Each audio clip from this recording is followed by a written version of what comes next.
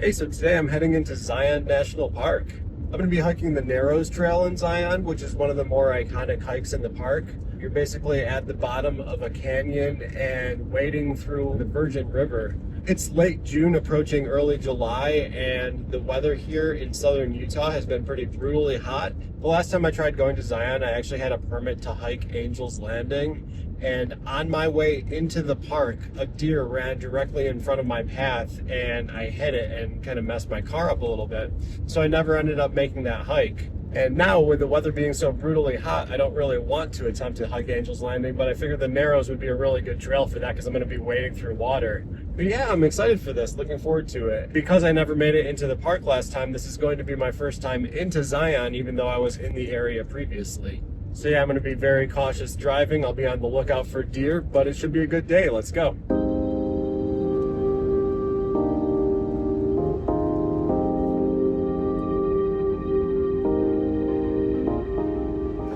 Parking in Zion was full for the day, so I left my car in the nearby town of Springdale, Utah, and took a shuttle into the national park. Once you're in Zion, you need to take a separate shuttle to the individual destinations within the park, so I essentially transferred from one shuttle bus to another. Once I was on the bus that loops around Zion, I watched out the window and got some pretty epic views of the park, including its most well-known feature, Angel's Landing.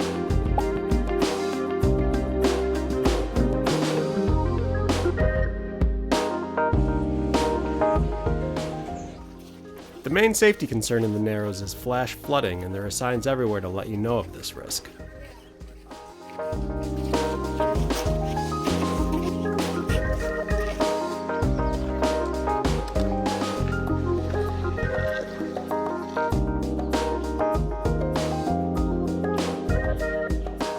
Currently out on the Riverwalk trail in Zion National Park. This is what's going to lead to the Narrows. I'm basically walking along the bottom of a canyon right now. It's amazing scenery. It's about a mile hike out to the start of the Narrows. The goal is going to be to try to get to a point called Wall Street, which is, I think, about 2 miles into the Narrows. It's where the canyon really gets a lot more narrow at that section. And so it's going to be just very stark, dramatic scenery, wading through a river in the bottom of a canyon.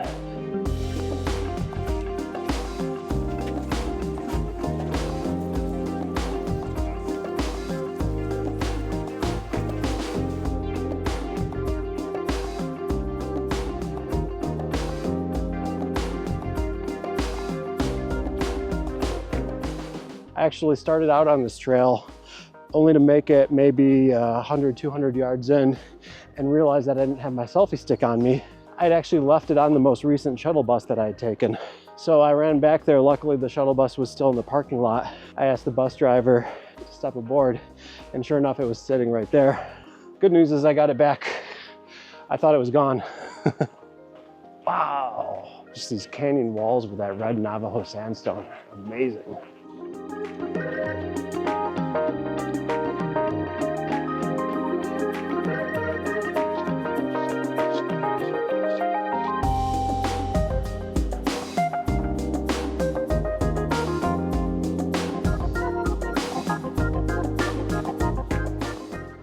It's already a great hike. I haven't even gotten to the Narrows yet.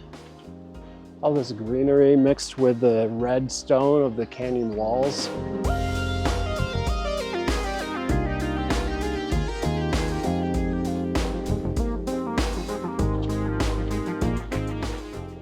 There are special shoes that you can rent specifically for this. I'm seeing a lot of people walking by with them. Those like red shoes. They're supposed to be grippy, and it's actually special socks that you can get too to help prevent blisters. I have not gotten those shoes.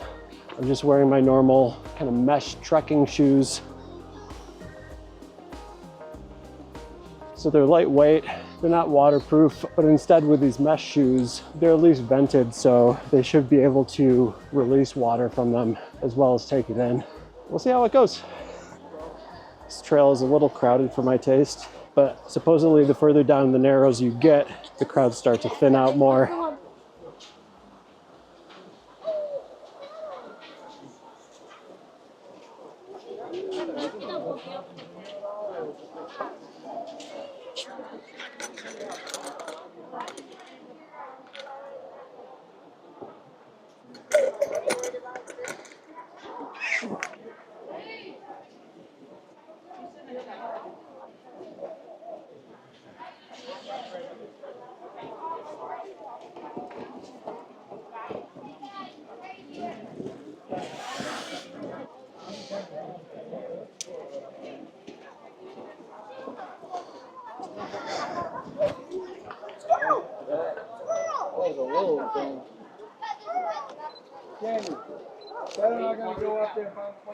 Okay, let's go. Okay, into the water.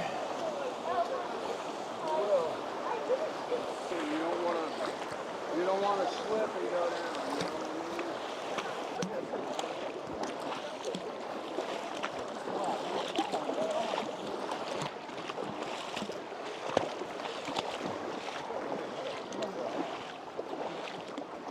Well, it's chilly at first, but it feels kind of nice. The bus driver lady at the shuttle was saying that the temperature is supposed to be about 104 degrees out today. Needless to say, extremely hot. But this does feel nice. And it's all shaded down here in this canyon too.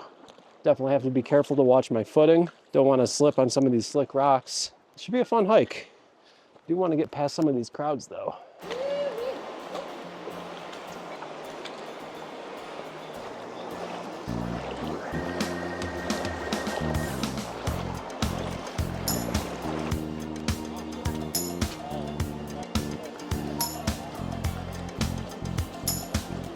There's some of these puddles around here on the dry ground, and I just stepped around one as if to avoid getting wet.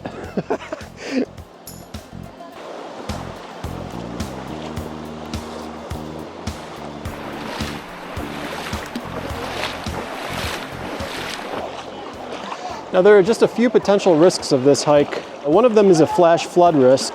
Doesn't seem to be too high of a risk today.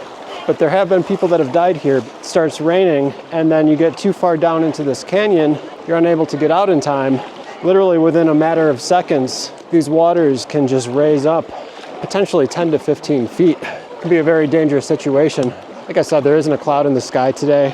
About a 20 to 25% chance of rain much later in the day, like 5 o'clock in the afternoon. I'm gonna be out of here well before then. Ooh, I'm gonna put my phone away. So I've been carrying around a dry sack. It's waterproof, so I'm able to bring along like my wallet and my keys and stuff without getting them wet. I put my phone away just now. I am reaching a section of the hike where it's impossible to stay dry. You're gonna be wading through some like waist deep water, so my phone is waterproof, but it's not good to have it submerged for long periods of time. Better safe than sorry. This looks fun though, let's go.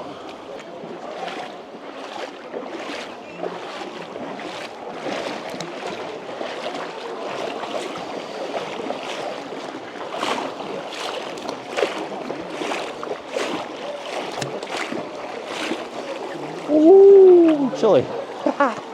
I am now waist deep in water. So, aside from the flash flood risk, one other potential risk of this hike to be aware of is cyanobacteria. It grows in these waters. It grows in like mats. It's toxic to humans and dogs. And the biggest risk is ingesting it. You don't want to do that. But aside from that, even just skin contact can be irritating. But if you ingest it, it's potentially deadly. You're not supposed to submerge your head either. I do have a water bottle with me in case I get thirsty. It's in the dry sack right now. Definitely don't want to contaminate it with the river water, which is why I'm trying to avoid drinking while in the water.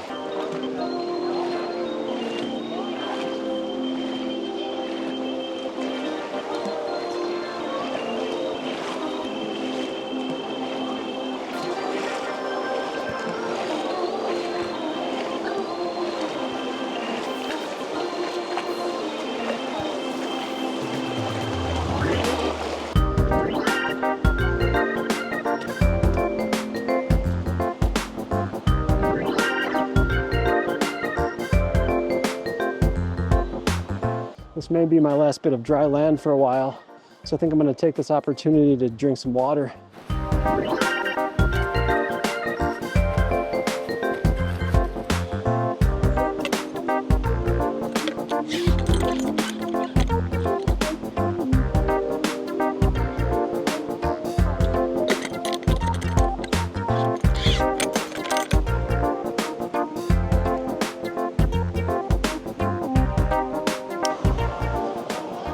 Okay, let's continue onward.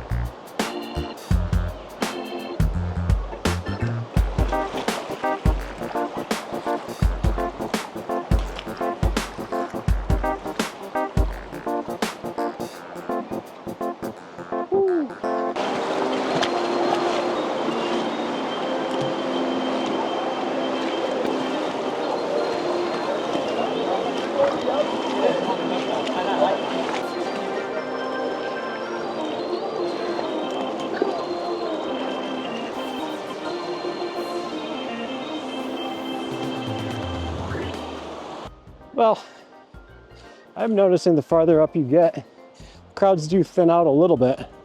Not all that much so far, but these canyons are wild.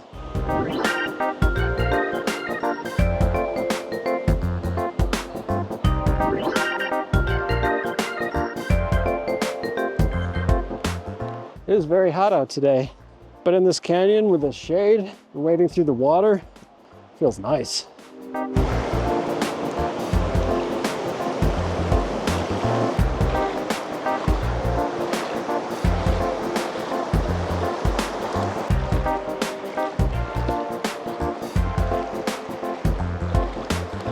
I'm wondering if this is the start of Wall Street. Definitely does seem like it's getting more narrow. Pretty cool.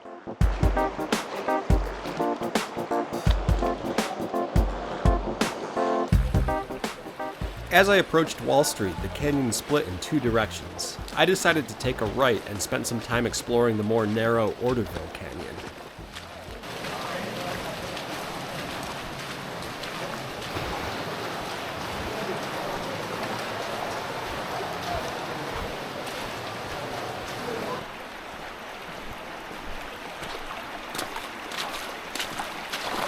Well, the canyon just kind of split off in two different directions. I saw some people going this way. This might even be considered a slot canyon. It's very narrow. That's awesome.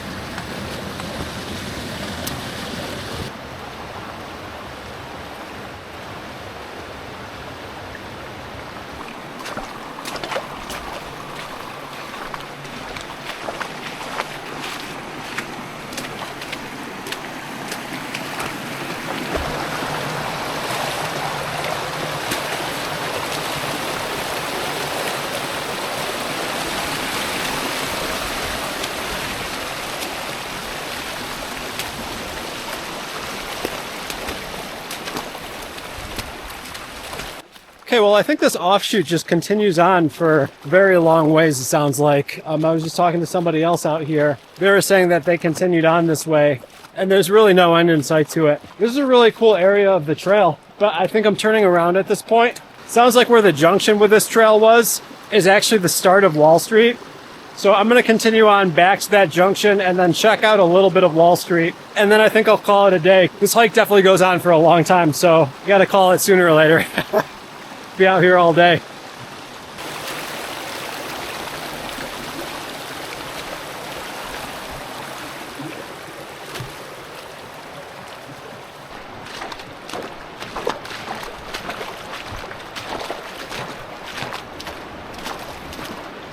All right, so I'm getting back to the junction. We're kind of veered off for a little bit. That was a really cool way to go. But this, from this point on, this is going to be what's known as Wall Street. Yeah. Let's check this out for a little bit. Then it'll be time to call it and head back.